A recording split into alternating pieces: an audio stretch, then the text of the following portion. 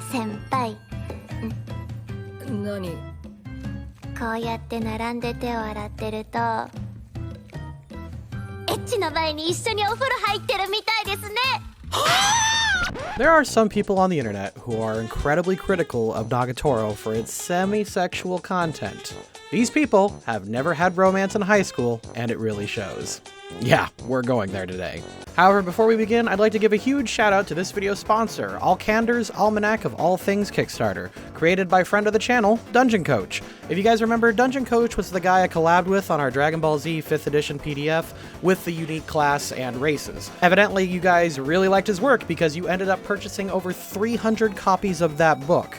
And that's just the 5th edition book. Well, he is back and he has created a Kickstarter that focuses on expanding the 3 core pillars of D&D: combat, social encounters, and exploration. Since our channel focuses on character development and character growth, I really like focusing on social encounters and role-playing options. This modular 5th edition expansion will introduce social interaction mechanics that can directly tie into your game, kind of like a BioWare game. It also includes a reputation system that is mechanically sound and balanced, as well as plenty of DM tips to increase role-playing and other RP mechanics to make your life much easier. Pledge today and get your hands on a truly next-level expansion to D&D to play the game in a way that is most fun for you and your group. Click the link in the description and become a backer today.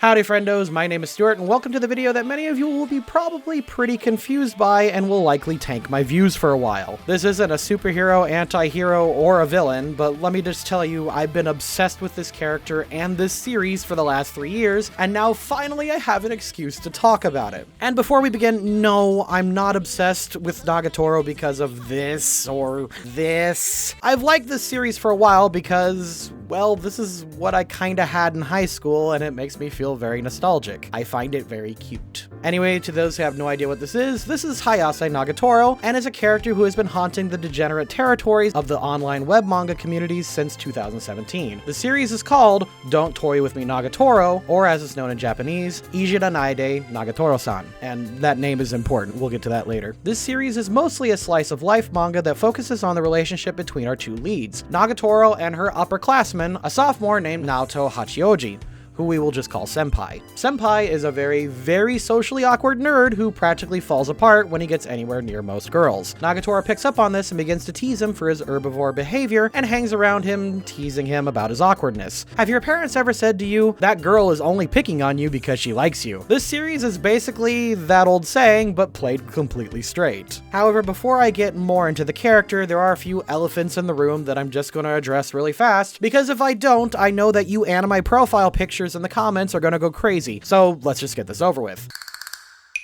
Most people are aware of the Nagatoro web manga that was being published since 2017. However, the original Nagatoro webcomic was actually made by the mangaka Noise Nanishi, which is a Japanese pun that could either mean no name or 774. They were born in the central eastern area of Japan and grew up in a household that banned manga, but they snuck it anyway. They were influenced immensely by 3x3 Eyes, I think that's what it's called, and Berserk. Rest in peace, Miura-san. Despite their interest in manga, they left high school and produced work for various gaming companies, but in 2010, they began to draw erotic doujin. This erotic doujin included the original concept for Nagatoro, simply called Nagatoro-san. This version of the character was told in a first-person perspective, and the titular character was very cruel and quite the confrontational person. However, this web doujin was designed with a very particular kink in mind.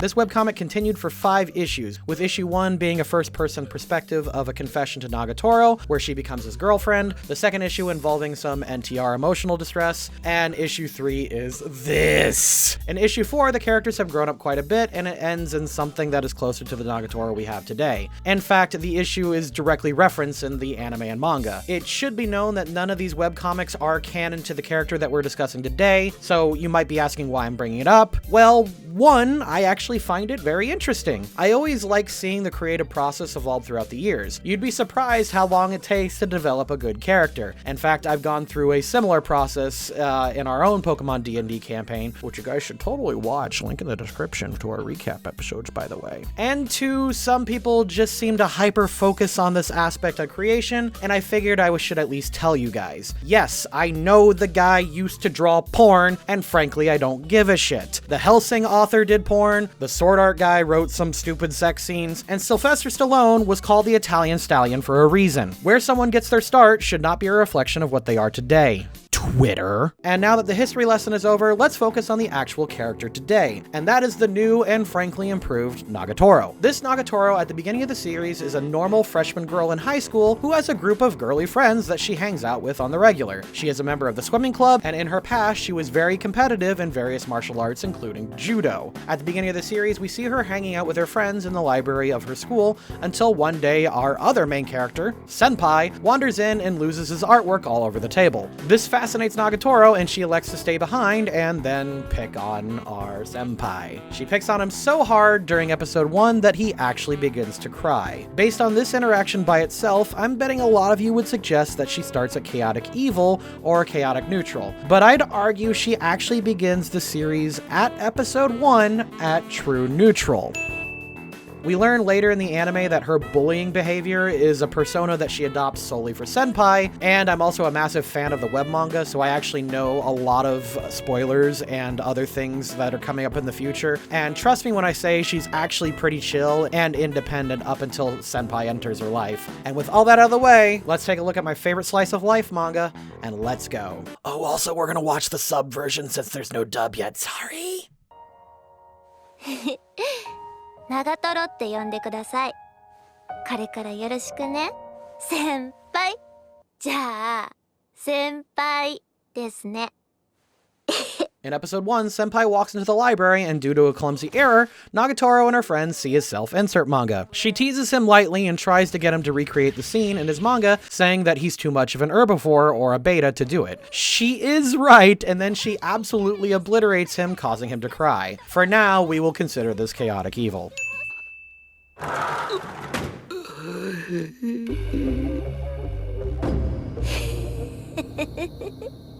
The next day when they meet up, Nagatoro walks into the art room and demands that Senpai draw her. She teases and flirts with him until he does, and promising him a reward if he can complete it. He finishes the drawing and Nagatoro fully leads him on and then completely tears him down, causing him to cry again. We'll say chaotic evil, but I promise this gets better. 先輩って怒らないんですか？私結構きついことしてると思いますけど。 On his way home, Nagatoro messes with him again, and Senpai just takes it. It's at this point where she straight up asks him why he isn't defending himself despite everything she's putting him through. He tells her that what she is doing is nothing to compare to how he used to be bullied. Also, he does low-key admit to having a bit of a crush on her. They agree to hang out and be casual friends. I consider this action to be neutral, especially considering that every time Nagatoro took it too far, she directly apologized every time in this episode. It still doesn't change the alignments from earlier, though, so neutral. Okay, so this is a Nat 20 opening. Not only is it an absolute banger, but I also want to appreciate the pun in this song. The song itself is called Easy Love in English, which when pronounced on its own is Ishida, which kinda means bully. Then when they say night date, they are saying Naide. This is a direct translation of the title Ishida Naide, which means please don't bully me. And it's absolutely brilliant how this is a good pun in both English and Japanese. If you haven't heard our friend Megami33's English translation, click on the top right hand corner right now. Episode 2 starts, and you can tell Nagatoro and Senpai are actually pretty okay pals now, and the tension has dropped considerably. Senpai finds a racy shonen manga about sexy vampires, as you do, and Nagatoro teases him about it until she gives it a shot and realizes that it's pretty good. Nagatoro then starts going at him pretending to be a vampire. She goes pretty far, I'm not gonna lie, but this is just a really weird and aggressive flirting. It ends with Nagatoro accidentally groping Senpai, and she teases him about it afterwards, trying to play it off. I don't actually care if you disagree with me. I'm saying I'm right, and I'm saying this is chaotic neutral. Yeah, this is a weird one, but frankly, it tells you everything you need to know about Nagatoro. She challenges Senpai to a nipple find game with a coupon that you can demand anything from the loser. By the way, if you ever want to win this game, go from the bottom of the earlobe and then go down to the mid-chest, and you will win every time. unless the person is especially chesty. Nagatoro cheats and wins round 1 against Senpai, but when it's his turn to play, she folds like a paper crane. She then gets absolutely flustered and bails. Chaotic neutral. 長瀞のやつかなりイラついてるみたいだな。あいつ長瀞のド S っぷりを知らないと見える。 Nagatoro's friend Sakura tries to hook her up with some boys. Unknown to her, Senpai is watching, expecting her to bully them like she does to him, but she just quietly rejects them. This is simply a character moment for Senpai when he realizes that she treats him special. They then walk home together. It's cute. Neutral.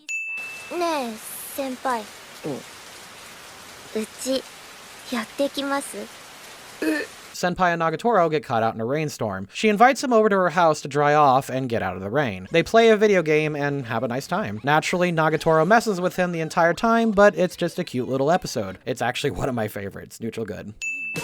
ほれほれ、隣空いてますよ。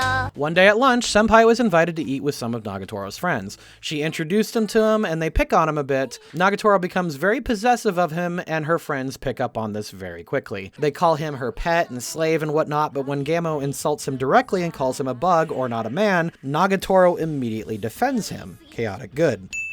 先輩っていつも言われっぱなしですよね。 That afternoon, Nagatoro tries to teach Senpai how to defend himself. She realizes that he does not do well with confrontation, so she uses improv and roleplay to teach him how to stand up for himself. He's not very good at it and accidentally touches her boob, but she plays it off and congratulates him on his progress. Lawful good.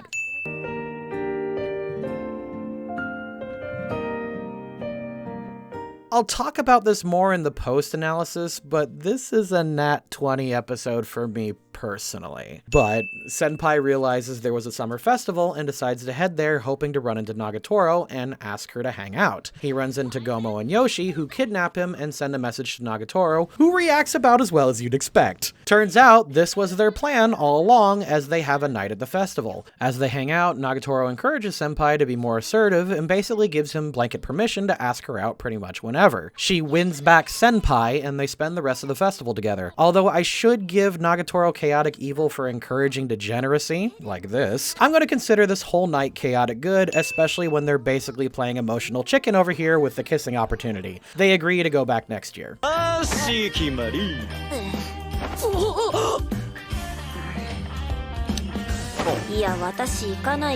Wrapping up episode 4, Nagatoro and her friends are approached by some playboys. Senpai notices that Nagatoro is uncomfortable and approaches them, suggesting they all leave. The boys start to pick on him for being kinda awkward about it, but Nagatoro leaves with him and the rest of her friends, kinda saving his pride by making him look like a Chad in front of the other playboys. I'm actually gonna say neutral good.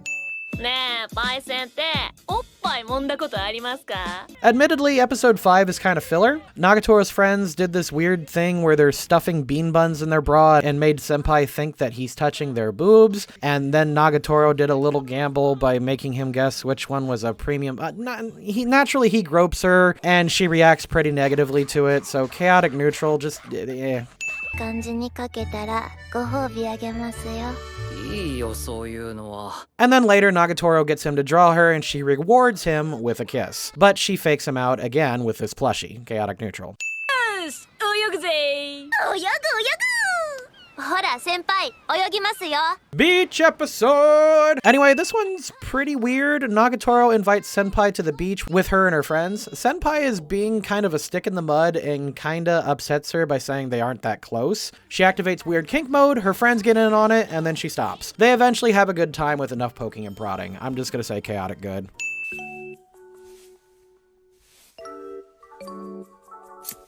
Nagatoro gives Senpai a nice haircut. I'm kinda blasting past it, but it's a sweet moment. Neutral good. かき氷のエベレストや！ Later, they want to get some specialty ice cream, but Nagatoro was at risk of getting heat stroke, so Senpai insisted that they go get some water. As a thank you, she brought them some convenience store shaved ice. They exchanged some sort of contact info and promised to keep in contact over summer break. Neutral good. 筋トレをやりましょう。Episode 8 is an anthology episode. In the first part, Nagatoro is helping Senpai with strength training in her own weird way. Then she encourages him to study. She then helps him get a thorn out of his hand. They then play rock, paper, scissors, to which the loser needs to carry the winner's stuff. And then wrapping up the episode, she calls him in the bath. There's an accidental pervy moment, to which she then acknowledges that she was the one at fault for messing with him. And I'm just gonna give this whole episode a weird roundabout chaotic good, since she's just bonding and helping Senpai self-improve. So business as usual, chaotic good. 何やってんだ? At the beginning of this episode, Nagatoro messes with Senpai by shadowboxing with him. She brags to her friends about it, who then try to go and challenge him, but she defends him. It's her fault, but still technically chaotic good.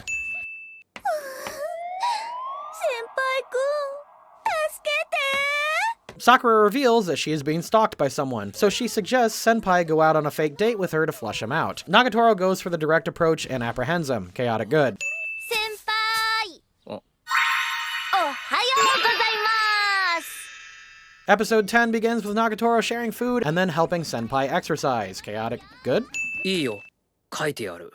お、ただし、衣装は自分で用意してくれ。 After that, Senpai is looking for a model for his next piece, and Nagatoro volunteers. As a bluff, Senpai says he'll only do it if she cosplays as Nagatoro, thinking that she wouldn't do it. In one of the show's sickest power plays, Nagatoro commissions the sewing club to make it for her. Senpai is then visited by the former art club president, saying that she has heard that Senpai isn't taking the art club seriously, and is only using it as a playground for Nagatoro and her friends. Nagatoro steps out and defends him, saying that he takes his art very seriously. Lawful good. お前は部とは別に自分の展示をやってもらおう。 This basically leads to a challenge where Senpai is meant to create an art piece that will perform better at the school festival than the president's art piece. Since the president did so good last year making this piece, Nagatoro and her friends seem to think that sex appeal is the way to win, so Nagatoro actually tries her best with her own charms, which Senpai rightfully rejects because 1, sex appeal is not why the president's art piece works for her, and 2, Senpai just doesn't like drawing that sort of thing, especially with Nagatoro. They have a brief conflict but make up for it by the end of the episode. It's sweet, but admittedly a touch cringy because the anime tries to make it this huge moment of conflict where the manga just kind of played it off as a joke. I like the manga here, but still lawful good. トロキャット1号 Realizing that the president's art piece will probably win the bet on pure sex appeal alone, Nagatoro and her friends dress up and basically serve as advertising for Senpai's piece. I'm pretty sure this is cheating, so I'm just gonna say chaotic good. とりあえず生徒指導室まで来てもらいます Which ultimately doesn't matter because the president gets her art piece taken down by the Public Morals Committee, which means they win the bet by default. However, in an anime-only scene, Nagatoro and her friends show up at the student council meeting and defend the president's work, saying that even though they don't quite understand it, it shouldn't be disqualified since art is meant to be a form of self-expression, and it did inspire critical thinking from many onlookers. It's a nice scene. Not quite a nat 20, but it does a lot for Nagatoro and her friends. The season ends with Nagatoro's friends putting the president through a penalty game, saving the art club, and then the lot of them go to the festival. Good stuff. Lawful good. So to me, it's very, very important to make the distinction between what the internet thinks this character is versus what she actually is. Many people seem to think that Nagatoro is a sadist, and that is wrong. She's not a sadist. She's a brat. This also doubles back to what I said earlier in the video. Most people who heavily criticize Nagatoro are doing it because they only either saw the first episode or they don't understand how some relationships work. Or some of them have this, well, if you reverse the genders, it's creepy sort of attitude. And I'm not saying your thoughts are completely invalid despite how much I'm memeing here, but the idea that the relationship between Nagatoro and Senpai is somehow toxic just isn't true. In fact, despite some of the more exaggerated anime moments, this might be one of the healthiest romantic relationships in anime, and that's because both Senpai and Nagatoro are in fact complete and interesting people on their own, but their relationship is slowly developing them into better versions of themselves. Outside of their relationship, Nagatoro has her own girlfriends, hobbies, and interests that she can perform just fine on her own. Senpai is very similar in that he has his own hobbies and goals, and he's working to achieve stuff on his own. Nagatoro in season 1 is simply helping him to achieve this goal faster faster by being his weird, quirky muse that gives him a new perspective on how he can go about his life. And what's refreshing about this romantic relationship is that they are both very good friends at first, and they acknowledge this as early as episode 1. And in this show, everyone is of course obsessed with Nagatoro, but Senpai deserves credit for being an interesting and fun character too. He isn't just a passive observer that is letting Nagatoro put all of the work into the relationship. He calls her out on her bullshit, he stands up for himself and his friends, and puts real effort into everything he does. He's just not as extroverted as she is, and by the end of season 1, we see him stand up for his would-be rival, and we see him become a much better person than he was at the beginning. If you can't tell, I really love this series, and while it's not accurate to call this series realistic when there's a lot of weird anime tropiness that happens, it certainly feels realistic enough from the perspective of teenagers that are falling in love. Everything from the calm hangout sessions to their group dates, and yes, even their budding sexuality, really takes me back to my high school days, and this series fills me with more warm, fuzzy nostalgia than fruit roll-ups on Smash Bros. Nights. Also, I'm not afraid to admit that I'm completely biased in that Nagatoro reminds me of my own overly confident, smug, overbearing, bratty. Are you talking about me? Yes, I am. Stop interrupting the video, please. Make me. No, you ruined my take and now I gotta start over. The videos suck anyway. You should just delete your channel and start over. Get the fuck out. Okay, love you. Love you too.